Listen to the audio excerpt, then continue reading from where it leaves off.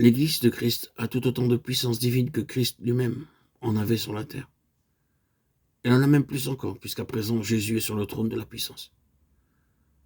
Quand l'Église ouvrira les yeux sur cette vérité, quand elle se relèvera pour sortir de la poudre et revêtir ses habits royaux, quand elle regardera au Seigneur pour être revêtue de la vertu d'en haut, son témoignage sera plein de vie et de puissance. Il sera la preuve de la présence en elle de son Dieu Tout-Puissant. Nous sommes revêtus de la vertu d'en haut. Nous recevons la vertu du Saint-Esprit. Tout autrement que nous ne nous y attendons, c'est dans notre faiblesse que vient agir cette puissance divine. Le sentiment de notre faiblesse ne nous quitte pas, car cette puissance ne nous est pas donnée comme une propriété. Nous n'avons de puissance qu'autant que le Seigneur lui-même est en nous. C'est lui qui use de puissance de notre faiblesse et par notre faiblesse. Et il y a un grand danger à attendre une manifestation de puissance qui se fasse voir ou sentir. C'est par la foi qu'il faut reconnaître la présence toute puissante du Seigneur et compter sur son action. Être vêtu de la vertu d'en haut et recevoir la vertu du Saint-Esprit. C'est donc recevoir si bien par la foi le Seigneur Jésus lui-même que notre âme se réjouit de sa présence invisible, certaine que sa force s'accomplit dans la faiblesse. 2 Corinthiens 12, 9. L'ensemble d'un corps dépend de l'état des différentes parties qui le composent. De même, la puissance de l'Église de Christ dépend de l'état de chacun de ses membres.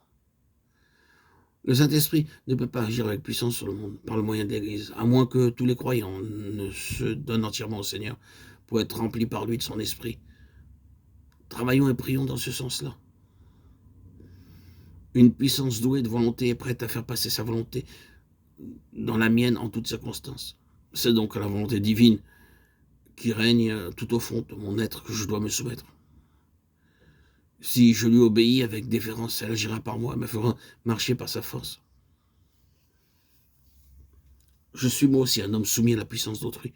J'ai sous moi des soldats, je dis à l'un, va et il va, Matthieu 8, 9. Celui qui est lui-même soumis à une autorité supérieure se sert de cette autorité pour gouverner ceux qui sont sous ses ordres. Pour vaincre et dominer, il faut que je commence par être soumis à l'autorité suprême. Nous te remercions, Seigneur, de ce que c'est par leur faiblesse, même qu'ils peuvent devenir forts, de ce que c'est précisément dans leur faiblesse que ta toute-puissance te glorifie. Nous te remercions de tout ce que tu as préparé pour tes enfants. Nous te remercions de ce que tu envoies le Saint-Esprit, l'Esprit de puissance, pour apporter à l'Église la présence de Jésus, auquel toute puissance a été donnée, et pour faire de ses disciples les témoins de sa présence. Fais-moi comprendre, Seigneur, qu'aussitôt que j'ai le Christ vivant, je possède la puissance. Puissais-je apprendre à ne plus l'attendre avec éclat? Puissais-je consentir à ce qu'elle soit toujours la force divine dans la faiblesse humaine, afin que la gloire t'en revienne à toi seul? Puissais-je apprendre à la recevoir avec une foi qui permette au Christ Tout-Puissant de faire son œuvre dans ma faiblesse?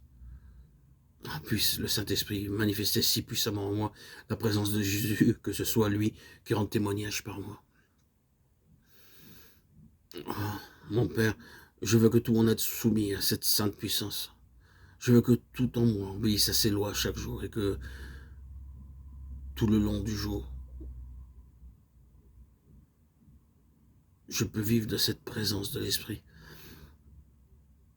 Oh, notre Père, nous te remercions pour cet esprit. Fais régner en moi ta puissance, afin que préparé par elle, je sois propre à être employé par elle. Que le but de ma vie soit de rendre honneur et gloire à ton divin Fils.